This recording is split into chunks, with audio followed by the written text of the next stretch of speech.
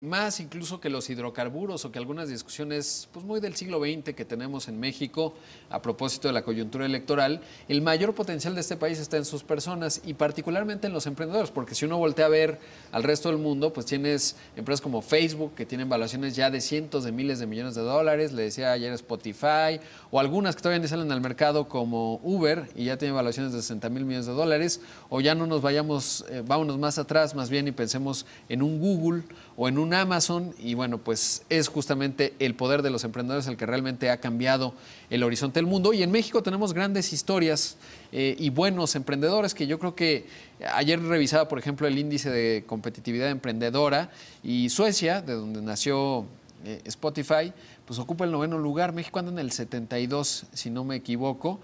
Imagínense qué harían los emprendedores en México si estuvieran mucho mejores condiciones. No digo que estuviéramos en los primeros 10, pero en el 15, pues habría muchas empresas y mucho valor en la economía.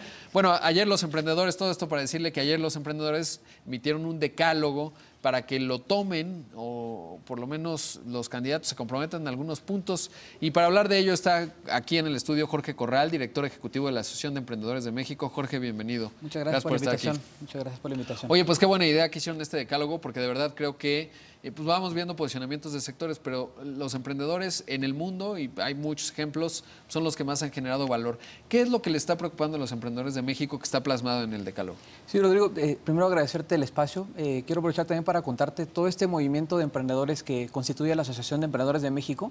Somos una asociación civil sin fines de lucro, creada por emprendedores referentes en México, que tiene como único propósito eso que decías, hacer de México el mejor país para emprender a nivel mundial.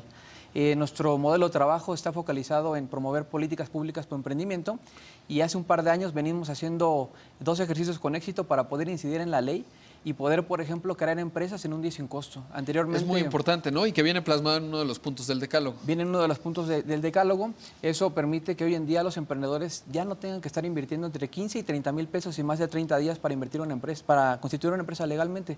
Ahora pueden invertir ese tiempo y ese dinero en su propia empresa. Claro, de eso se trata. De eso se trata. Y la otra que me decías que además viene también en el futuro, sí, es la de, yo no estaba tan claro, la de el reemprendimiento, exacto, que es muy importante. El reemprendimiento es fundamental y va a ser clave para el emprendimiento en nuestro país por lo siguiente. Actualmente en nuestro país todavía, porque todavía no entra en vigor, eso será hasta julio de este año, para cerrar una empresa que ya dejó de ser productiva, es decir, hacer la liquidación y disolución formal de una sociedad mercantil, un emprendedor le lleva en promedio 2 años y cerca de 40,000 pesos. O sea, ya no tienes lana y todavía tienes que juntar 40,000 pesos, sí, para trámites, ¿no? Entonces, lo que nosotros decidimos promover es una reforma a la Ley General de Sociedades Mercantiles para que esos 40,000 pesos lo inviertan en una nueva empresa, ¿no? Esos 2 años lo inviertan en mejorar su nueva empresa. Claro, en tener esta iteración que hemos visto en muchas otras geografías, que ocurre en México, porque hay muchas buenas historias emprendedoras en México, pero que podrían potenciarse aún más. Ahora, ¿qué otros de los puntos destacarías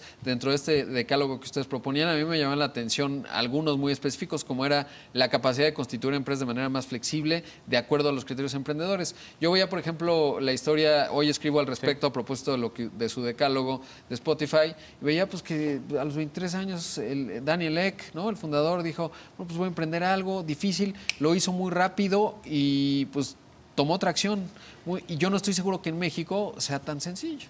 Exactamente, es justo ese tema medular, el poder hacer de México el mejor país para emprender, lo que nos motivó a desarrollar este emprendecálogo que, como señalas, está compuesto por 10 iniciativas que están perfectamente respaldadas por el ecosistema emprendedor nacional. Sí, porque además cada una está bien sustentada, ¿no? Está muy bien sustentada. El documento que ayer difundieron. Y sabes algo, Rodrigo, nos preocupa mucho, de hecho, de manera muy seria, que los candidatos y la candidata a la presidencia no estén mencionando en su agenda el emprendimiento. De hecho, bueno, veía, y ahí me gustaría preguntarte, siendo un poco específico, pero veía a Ricardo Anaya, pues empezó con un hackathon, pero yo no sé si entiende muy bien lo que es un hackathon, y habla mucho de Amazon y el futuro, no sé qué. ¿Qué tanto han visto que los candidatos, y me refiero a Ricardo Anaya porque pues, es el más joven y el que más parecería que tiene un discurso emprendedor, pero coincido contigo, no he visto algo tan específico?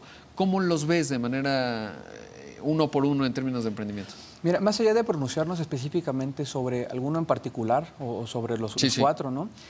Lo que vemos es que el denominador común no menciona el emprendimiento. De hecho, lo acabamos de escuchar hace un par de días, pero así como una mención al aire, ¿no? Entonces, creemos que esta agenda, estas 10 propuestas, pueden ayudar a posicionar el emprendimiento en nuestro país y sobre todo en la agenda de los candidatos a la presidencia y muy importante de nuestros siguientes legisladores, ¿no? Eso es fundamental y será rector en los siguientes años. Que por cierto, darles un reconocimiento porque esta ley que me dices que va a salir, pues quiere decir que fueron relativamente generosos, lo fueron también con la ley FinTech, que es otro aspecto muy importante del sector emprendedor, y ojalá pues esta sea el espíritu que viva en la siguiente legislación, ¿no? Porque a pesar de que ya no tiene tanta lógica política, parecería que fueron relativamente generosos. Claro, ustedes deben saber lo que costó, ¿no? Que se aprobara. Ahora, había otro tema que me parece también muy relevante y es visas para los extranjeros, porque uno revisa la historia del Silicon Valley, son todos extranjeros, ¿no? Muy pocos, o bueno, solo algunos nacieron ahí o son de hijos de inmigrantes, y pues México en ese sentido se podría convertir naturalmente en un hub de emprendimiento para América Latina, por lo menos. Así es, y justamente nos encontramos frecuentemente con casos de emprendedores de muy alto impacto, ¿no? Que digamos han tenido inversiones de cerca de 30 millones de dólares así recientemente y que les costó mucho tiempo por trámites legales poder empezar a operar en México. Imagínate un emprendedor de tan alto impacto, ¿cuánto empleo no puede generar? ¿Cuánta inversión no puede atraer? Y la legislación, ¿no? Todo nuestro marco jurídico no le está facilitando su ingreso. Entonces, dentro de este emprendecálogo consideramos esa iniciativa, una visa para emprendedores que quieran crear valor y empleo en nuestro país, lo puedan hacer más fácil. Voy a ser un poco polémico contigo, pero ¿qué tendría que tener el siguiente INADEM, el INADEM de la siguiente administración para que se convierta no solo pues en una entidad que distribuye recursos, a veces de manera más exitosa que otras, a veces a través de las cámaras? ¿Qué tendría que tener el próximo INADEM? En el próximo INADEM, que primero que nada quiero señalar que de hecho el noveno punto de este emprendecálogo habla precisamente de la institución pública que se dedica a ejecutar la política pública por emprendimiento. Hoy en día es INADEM. Nosotros sí queremos que siga existiendo una institución pública. No nos va a interesar cómo se llame, ¿no? No nos va a interesar cómo se llame, pero sí que exista y muy importante, que tenga las facultades y sobre todo que tenga el presupuesto necesario para ejercer esa política pública por emprendimiento, ¿no? Por supuesto. ¿Cómo lo tendría que ejercer? O sea, cuando uno revisa a Israel, porque si habla uno del Silicon Valley es complicado, ya van muy lejos. Pero Israel es un país que patenta muchísimo y que además tiene grandes emprendedores. ¿Qué han hecho ellos en términos de instituciones de gobierno que apoyan a los emprendedores? Pues básicamente, no nada más en Israel, no nada más en Estados Unidos, sino en América Latina, encontramos que los países que más han avanzado en índices de emprendimiento a nivel global son aquellos que establecen el marco jurídico indicado para que los emprendedores no se limiten por trabas, sino en hacer mejor su trabajo, en atraer inversión, empezar a generar empleo, ser productivos, generar empresas de mayor impacto, ¿no? Entonces hemos visto, ese es el denominador común en la región y a nivel global. Aquellos países que han sido capaces de generar las condiciones para hacer de sus países un mejor lugar para emprender, han tenido éxito y lo estamos viendo día a día. Pues sí, pero yo pienso que sí es bueno discutir la reforma energética y los hidrocarburos que tenemos allá abajo, pero más que los hidrocarburos, lo que más ha generado valor, al menos en el siglo XXI, y podríamos discutir que en la historia de la humanidad, son las personas que tienen iniciativa y generan valor en la economía a través de la innovación, y ahí están los emprendedores. Ojalá que tomen la estafeta y, por supuesto, espero que esta sea una entrevista de muchas, porque además tienes ya 13,000 socios, es importante, y no les cobras, ¿no? Que eso también es relevante. Si nos están viendo y son emprendedores, pues acérquense, porque es bueno estar organizados. Solamente tienen que meterse a CEN.mx y ser parte de este movimiento, no tiene ningún costo. Hay dos pasos fundamentales, Rodrigo, que me gustaría compartirte. Esto es el punto de partida, la presentación, pero vienen dos esfuerzos que vamos a iniciar, de hecho, desde esta misma semana. Tenemos ya acercamientos con los equipos de campaña de los candidatos y la candidata a la presidencia para poder generar 3 espacios, bueno, 4 en este momento ya por separado, con cada uno de los candidatos donde podamos conocer su pronunciamiento oficial sobre la agenda pro emprendimiento que traen y que se pronuncien respecto a estas 10 iniciativas. También los vamos a invitar a que se comprometan públicamente a impulsarlas. Sea quien sea que quede, necesitamos que esta agenda se impulse, ¿no?